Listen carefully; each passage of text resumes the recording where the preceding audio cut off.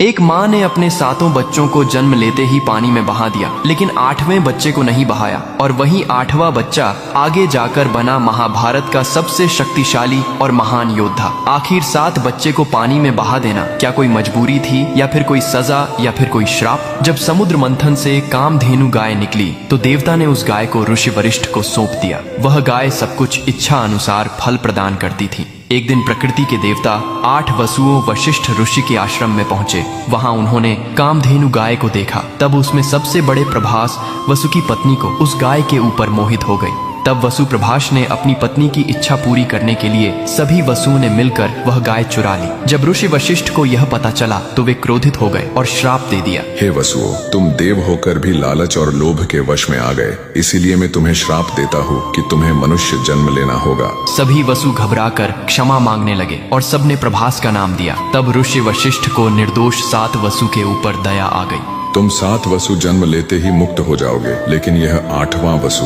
प्रभास को लंबा मानव जीवन भोगना पड़ेगा। जब हस्तिनापुर के महाराज शांतनु एक बार गंगा की मनमोहक सुंदरता पर मोहित हो गए, तब उन्होंने विवाह का प्रस्ताव रखा। गंगा ने प्रस्ताव स्वीकार किया, लेकिन एक शर्त रखी कि मुझे कोई भी कार्य करने से रोकना नहीं। यदि तुमने ऐसा किया तो मैं आपको सदा के लिए छोड़कर चली जाऊंगी। शांतनु ने वचन दिया और दोनों का विवाह हुआ। जब गंगा ने पहले पुत्र को जन्म दिया तब उसे नदी में बहा दिया। शांतनु अंदर से टूट गए, लेकिन वचन के बंधन में मौन रहे। एक एक करके 7 पुत्र जन्मे और गंगा ने सभी को नदी में प्रवाहित कर दिया। लोग शांतनु को कहते थे, यह कैसी निर्दयी माँ है, लेकिन असल में गंगा उन 7 वसुओं को श्राप से मुक्त कर रही थी। जब 8वां पुत्र प्रभास वसु जन्मा तब गंगा फिर उसे नदी की ओर ले चली, लेकिन इस बार शांतनु सह न सके। उन्होंने बहा देने से पहले रोक लिया। अब बस 7 बच्चों को खो चुका हूँ, इसे मैं नहीं मरने दूंगा। ये पुत्र मेरा वारिस बनेगा। तब गंगा बोली, हे राजन, आपने मेरी शर्त तोड़ दी। अब मैं आपको छोड़कर सदा के लिए जा रही हूँ। गंगा अपने पुत्र देवव्रत को लेकर स्वर्गलोक चली गई। वहां उन्होंने उसे वेद,